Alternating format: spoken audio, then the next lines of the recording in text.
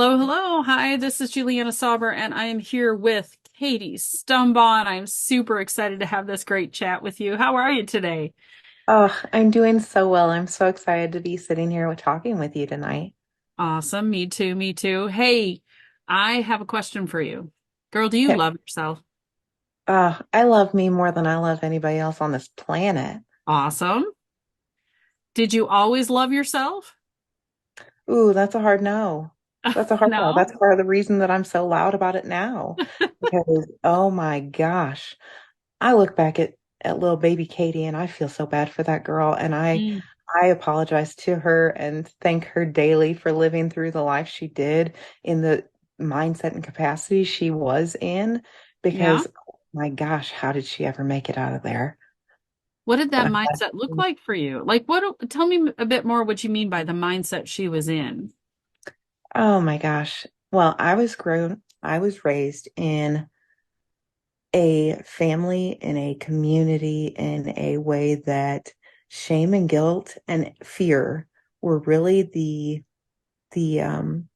growth factors when Mm. it came to how we were taught to even exist, really. I Yeah. mean, it was a case where you were talked to in a negative light when you did even the slightest thing wrong, off, or not what someone else wanted. If you weren't in direct compliance, then you were being made fun of. You were getting backside discipline. You were getting shamed and guilted and sent off to figure out what you did wrong and deal with it by yourself.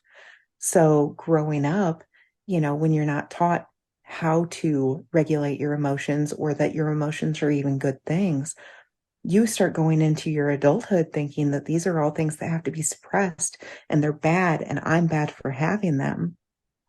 When in actuality, you're a human and you're supposed to have all those feelings and you're supposed to feel all those feelings. But I definitely came from a place where that was not accepted or the norm. And I had to teach myself what that had to be like and really change my patterns so many years ago based on what I wanted this life to look like. Hmm. Hmm. In life, there are all these, like, sometimes there are these awareness moments, and we have just super clarity on things that maybe something's been wrong for a while. Can you tell me about one of those moments where you went, wow, this is really not right? And how did that start you to the point where you're at now? So I love you, Mom. I'm not throwing you under the bus here, but I remember early in my 30s, I was pissed off. I was mad about everything going on around me. I was mad about going everything going on in my life. Hmm. And I remember sitting there so distinctly. It was actually right around the time that COVID hit. And all I could think was, do you really want to live so mad the rest of your life? And I am I am so much my mother's daughter.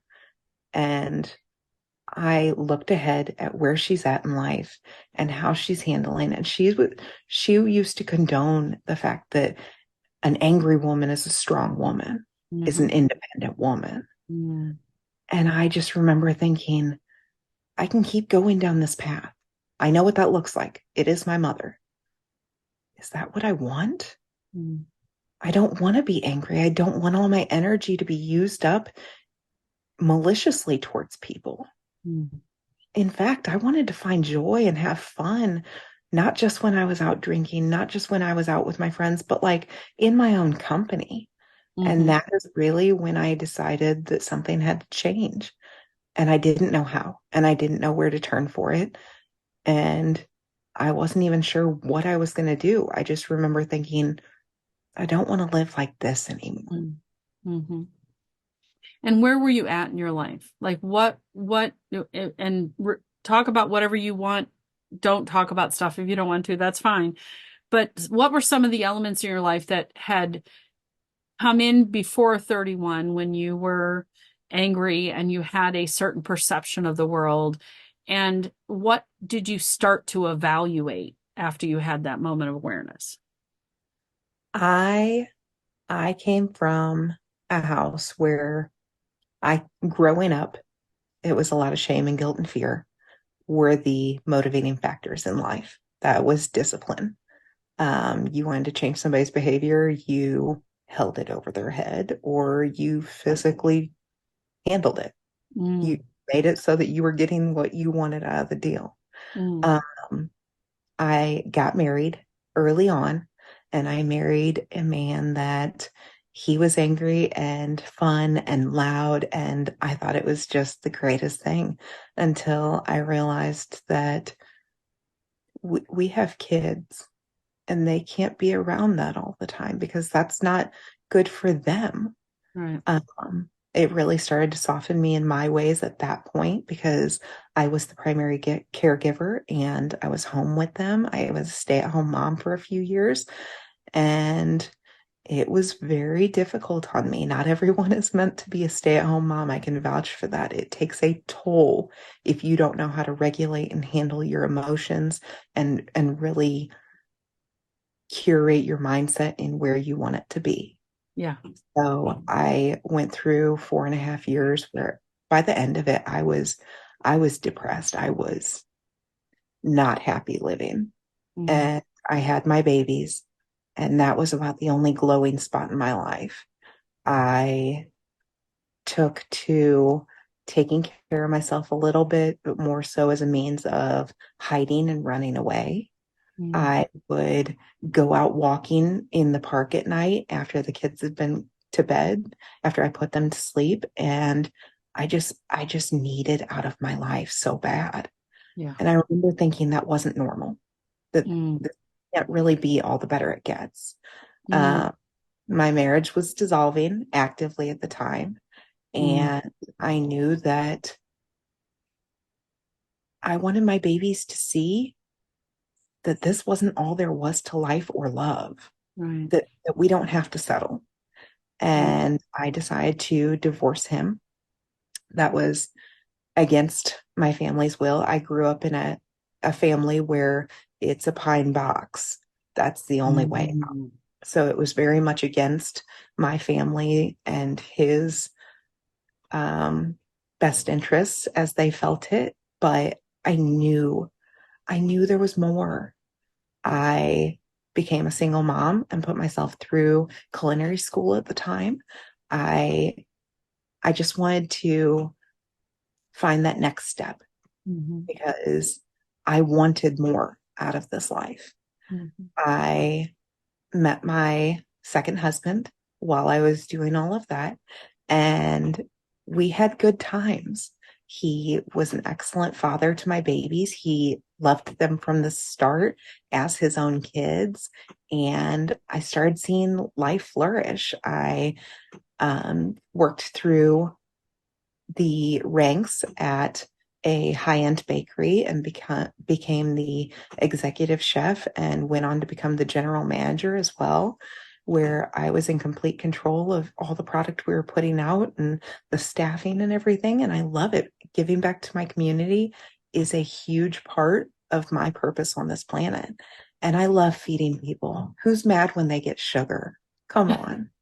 So I worked my way through the ranks, and as I was gaining that foothold on my life, I was like, yes, this is going great. But I still had so much pent up anger inside of me and so mm, much resistance to what was going on. I talked to myself in such a terrible demeanor that I'd be embarrassed if anybody ever heard that. yeah. And and that was one of the big cues also that, you know, aren't we couldn't we stand to be a little nicer to ourselves if nobody else is going to be like, couldn't we be? um and it was really as the kids started to get older that I was like, it makes you reflect on your own behavior. It makes you go, wait a minute, is this really what I want to be showing them, what I want to be teaching them? Is this the example I want to lead by? Right. Because I knew my childhood was not how I wanted to raise my kids. I knew that from the jump. Mhm, Had no examples of what I did want that to look like.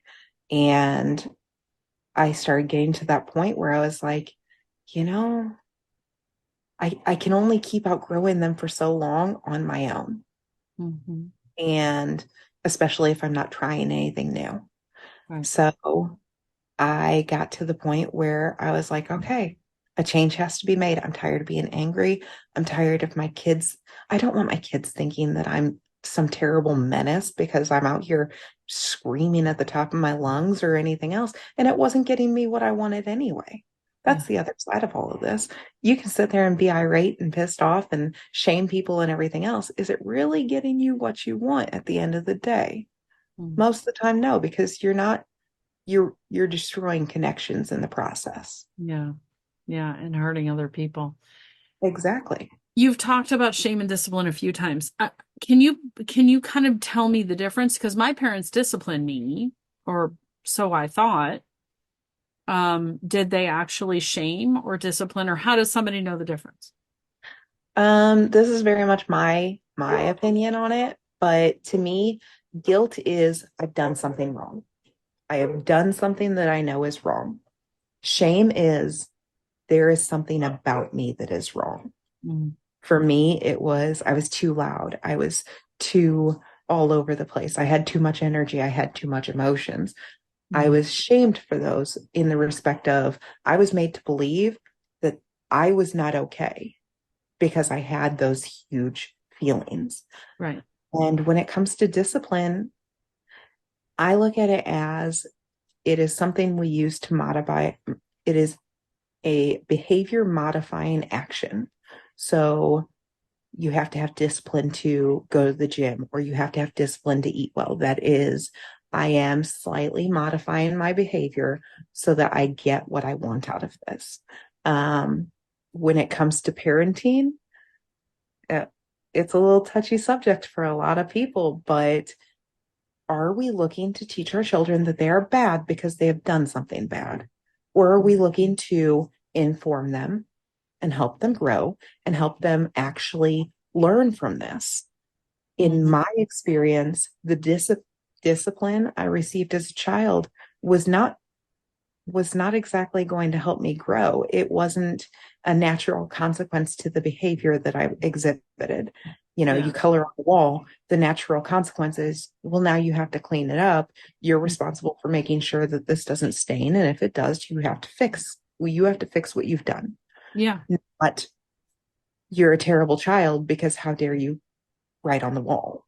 Hmm. There's a Right. difference there in that. Mm, So for me, it was the discipline that we were raised with was not conducive to actually learning. It was fear, fear leading to compliance. hmm. Hmm. Yeah, which puts us in what, a low self-worth position? Oh, for sure. I mean, when you start believing that when as a child, we believe stories about ourselves. We think this is who we are based on how other people talk to us and how other people treat us and what they have to say to us. So when you believe that there is something inherently wrong with you over something you feel you don't even have control over, Hmm. automatically you start thinking of yourself so poorly and Yeah. you think other people aren't like this. You because you don't have the experience to know better. Right. And that does something to you. Right. It leads you to that low self-worth, the how can I love me when something is so obviously wrong with me? Yeah.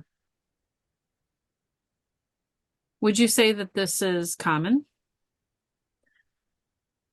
It's very hard for me because I think it's more common than we let on, but Mhm. I think that there are definitely people who have had it well and who have been raised by people that actually took care of them and taught them proper, Mhm. taught them in a capacity that it grew their self-esteem, it grew their self-worth, it grew that self-love so that they could be self-respecting humans.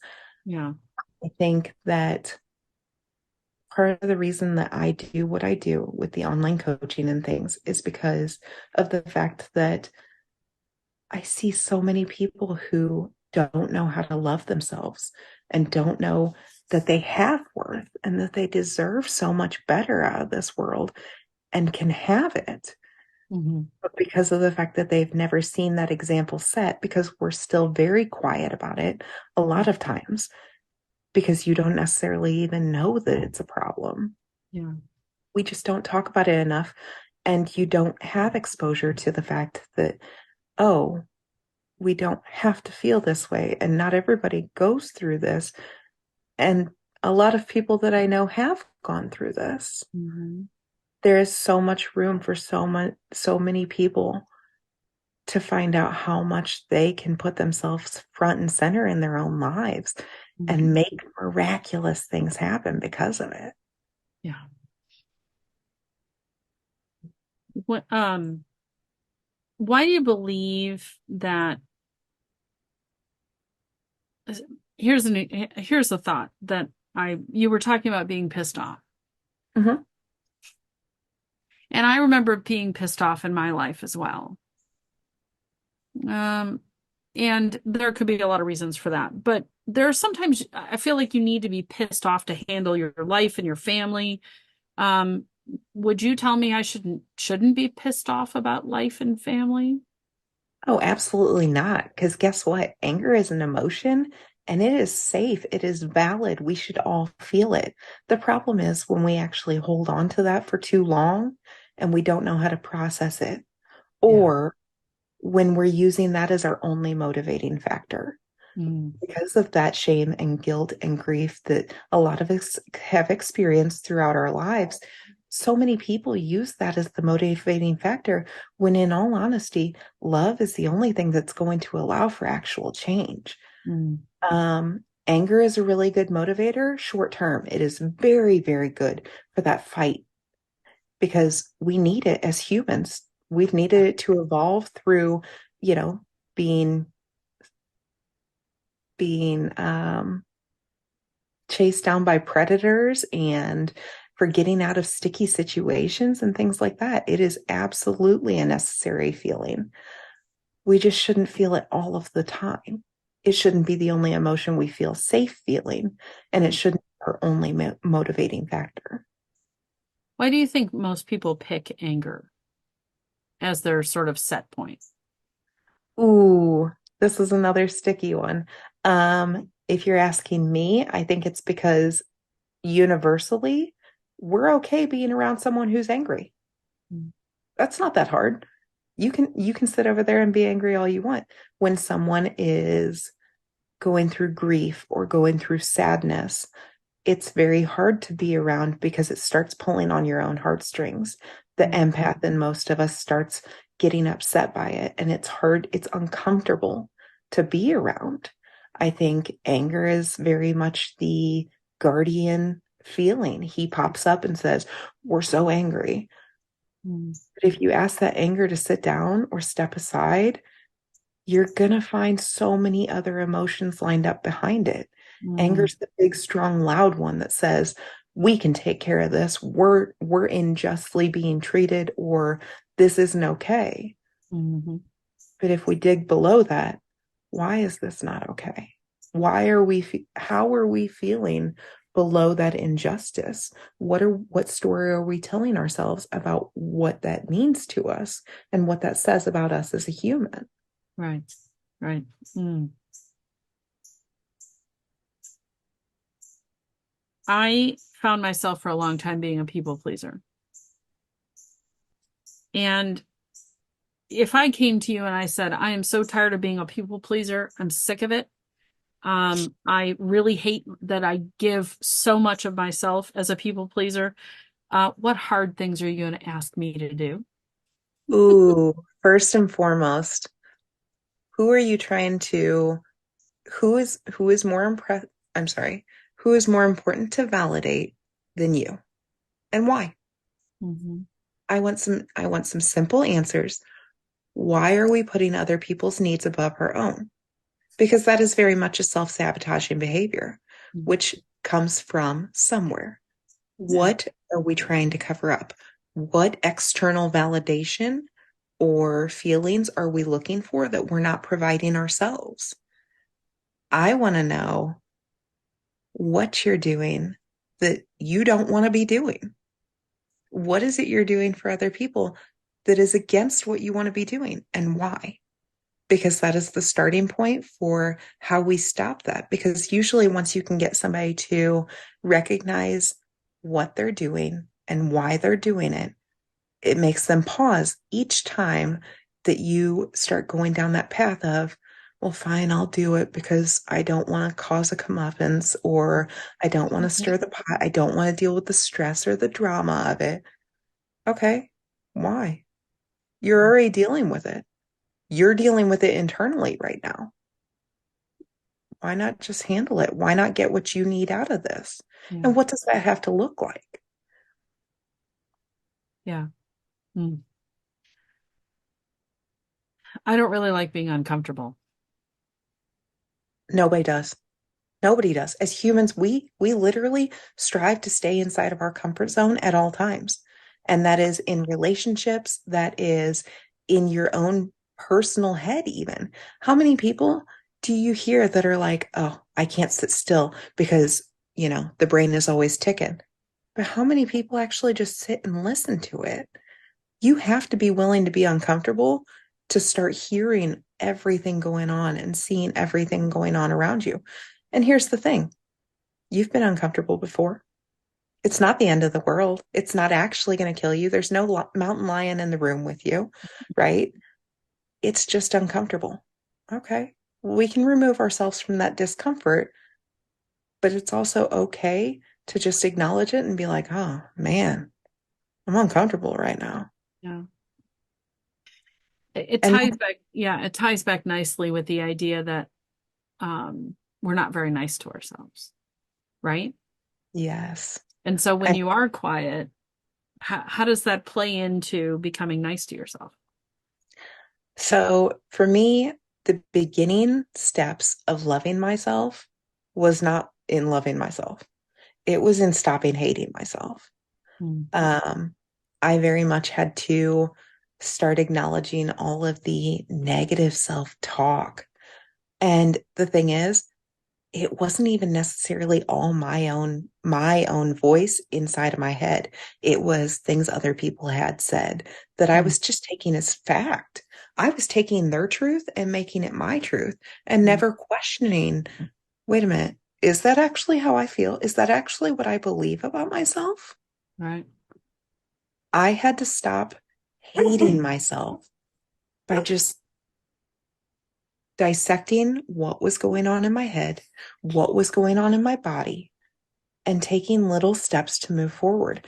My first practice is always, okay, you're going to go stand in the mirror and 4 different times today, when or every time you walk by a mirror today, you're going to stop and you're going to tell yourself one thing you like about yourself, Mm. one thing you're proud of about yourself, one thing you have accomplished, one thing you have taught yourself. Right. Because we are so quick as humans to negate and neglect the miraculous things that we've done. Yeah. Oh my gosh, can you imagine? No, you in the past knew what they were doing, and yet you've got here. You've gotten to this point. You have learned along the way. You have things that you have to be proud of and feel accomplished by. And that starts with acknowledgement because the more we look for something, the more we see it, right? Yeah. Know this, our brains literally pick up on whatever we're looking for, we're going to find it. So if you start looking at, okay, I don't have to hate myself, and I can actually like one or two things about myself. Well, next week when we start passing the mirror again, okay, tell yourself 3 things instead. Tell Mm. yourself 5 things. Hell, you really want to make a moment out of it? Sit down with a journal and write out 100 things that you're just grateful for in this world.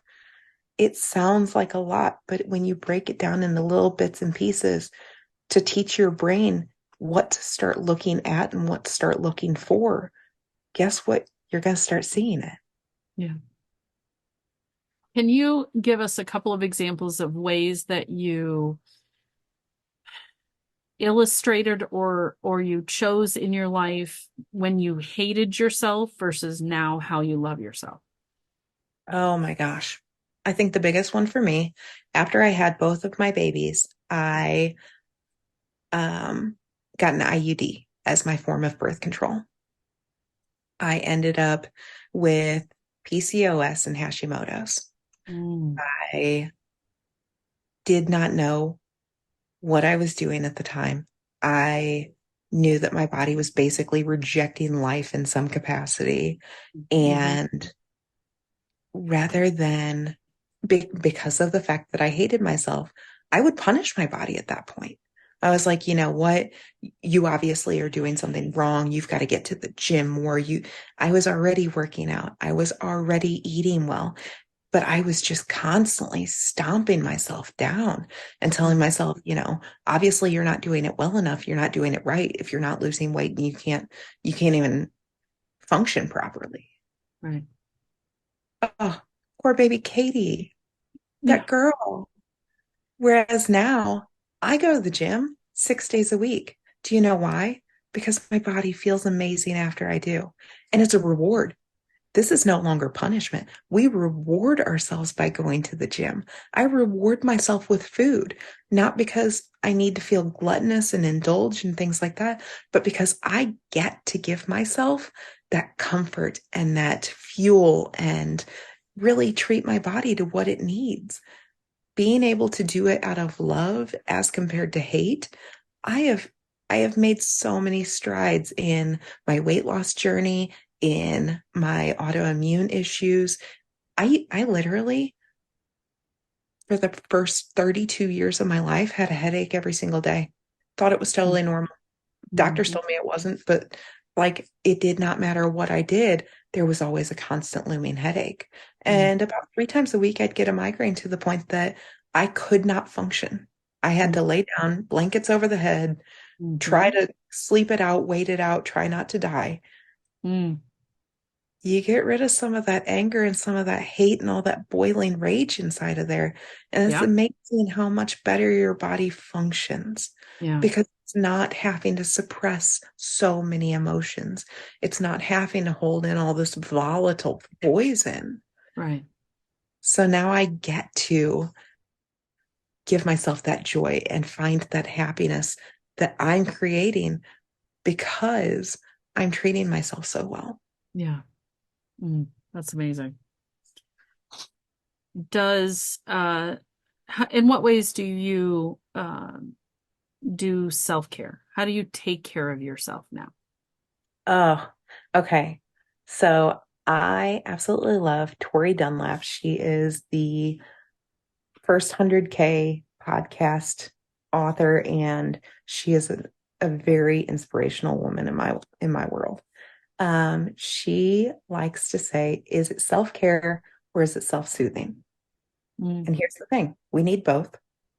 Self-care to me is the planning my week ahead and making sure that future Katie is taken care of. Right. Self-soothing is the I'm going to take a hot shower and listen to the music I want and go sit on the front porch swing with a hot coffee in the evening and listen to the cicadas come out. Mhm. I think both are absolutely necessary. Um, Self-care also looks like making sure that I'm set up when it comes to my priorities. I go through and I create a gym schedule for myself based on what my quarter ahead of life looks like. Mm. We create a family plan based on that quarter, based on the time and attention and resources that we have in that next season of life so that I know what I'm up against and have the best plan to make sure that it's going to go as smoothly as possible, that I'm not going to end up run down, that I'm not going to end up dysregulated or not giving myself enough time, making sure that I take time out for me and what that can look like in the season. I'm still a pastry chef, so we go through wedding season and we go through heavy holidays. I know during those times that that is where the majority of my time and resources are going to be spent, where that Mm. energy is going. So I have to make my gym schedule, my family schedule, my social schedule look accordingly so that I'm Mm. not just burning myself at all ends because Right. that's the other side of it. As we get older, that is much harder to do. You don't have the same capacity for it. And Yeah. also, I regulate my nervous system more often, right? When I don't have to thrive on chaos. Oh my gosh. The girl who hated herself could run for 23 hours a day, and Mhm. she felt like crap because of it. Yeah. Well, I know what the balance looks like now. I Yeah. know how to find that balance. And I know when I'm feeling, well, when I have a need that needs to be met, whether that's I need to help regulate, I need to take off this day, or I need to go find some fun.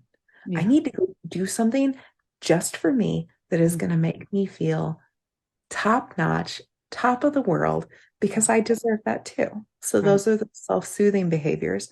Oh, if you think that I'm not going to go turn all the windows down in the car, turn the music all the way up, and drive down gravel roads for the next 2 hours, uh, absolute favorite. One of my go-to self-soothers because I get to take that time out for me where Right. I'm not accountable to anyone else. And half the time I'm not reachable by anyone else. Yep. That I think those two, the combination of self-care and self-soothing, are absolutely necessary for all of us, especially in today's modern world. So what are you listening to when you're driving down that gravel road and the music's up really loud? Is it Journey? Like I'm hearing Journey in the back of my mind, but Oh my gosh, it is somewhere between. Okay, I am ADD as all get out. I absolutely love just constant stimulation. I very much listen to a heavy shuffle, and we've got everything in the mix. I've got Disney songs in there. I've got yeah. country music. We're listening to mad gangster rap. We go back to some 90s rap, throw in some musical numbers. Like Mhm. it is all over the place. Classic rock is a big one right now, especially just heavy rock. Give Yeah. me a guitar and some drums that are just going to vibrate through my entire body. Yep. Yes, please. Yes. And as loud as possible. Oh my gosh, yes. I have a Bose sound system in the car, so literally it just vibrates everything, and I'm like, Yep. this As makes it it should be. Yes. happen. Yes. That's awesome. I love it. So what kinds of things do you offer to help other people who are hearing this and going, wow, I never realized that I was even in this position. Now what do I do? I I have a TikTok where I like to educate and inform and have a little bit of fun, but for the most part, I do one-on-one coaching, and I like to meet with my clients and find out exactly what their needs are, where they're starting, what they want this life to look like. Because so often what I find when it comes to people who are just starting on this self-love journey is they didn't know they were lacking. And Yeah, it's a very hard thing to take in because when you realize that, wait a minute, maybe I don't love myself enough. Maybe I'm not making myself priority. Maybe I'm not acting in a way that is in integrity with what I want to be doing. right. Those self-sabotaging behaviors and things. Um, what I like to do is I start with my coaching of where are we? What are we wanting to do? And we Mhm. start making an actionable plan for that, just like I do for myself. Mhm. What's the season of life look like for you? And what do you want it to look like? Where do Yeah. you want to go so that we can start putting wheels in motion? There's a lot of homework that goes into it, just from the respect of you have to be willing to do the work for yourself. Mm. You have to, because you're the only person who knows you intimately in that capacity. You are the only one who knows all of your truths. And being able to get all of that out and really put it on paper and see what you're dealing with is a huge help. It is so beneficial Mhm. because you have to be able to be real with yourself in that way. Yeah. So we do a lot of homework on what we're feeling, what emotions are trapped inside of there. When was the first time you felt like you weren't enough or like you didn't love yourself enough? When was the first time you felt like you had to people please? When was the first time you felt like your needs were not the top priority or that you shouldn't be making them priority? Well, Um, I and know then for we, me that I was young when I started that kind of behavior. well, and that's it right there. We so often find that it was rooted in our childhood, oftentimes programmed by our parents from the respect of it wasn't anything manipulative or malicious. It was strictly they were doing the best with you that they could, oftentimes where they had met themselves. Yeah, And being able to say, wait a minute, we don't have to comply with everyone else. We can do what's in our best interest, and it doesn't have to suit everyone else's needs. right. I very much find that the older generations compliance was respect. Mm. That is that was the exact postulation was those two go hand in hand. And if you're not complying, you're being disrespectful. My So mom's line was, "This is not a democracy; it's a dictatorship, and I'm in charge." I want you to know my mom still says that. But that's it. Like being able to separate that out and say, you know what, though, my needs matter too. My Mhm. needs actually matter most, and I'm the only one who can communicate and relay and show up for those needs. Yeah, I think that's a huge change in theory for a lot of people. yeah, it really is. If you could envision anything for an individual that might be considering being one of your clients, where would you say that they might be starting from?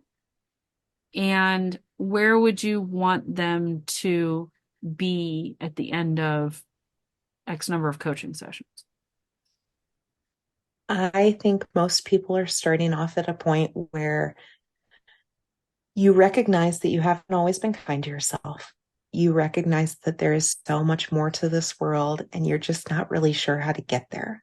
Mhm. You've experienced losses and hurts and aches that you've internalized and not necessarily been able to process. And as you are moving forward in this life, you're recognizing that you want more for yourself.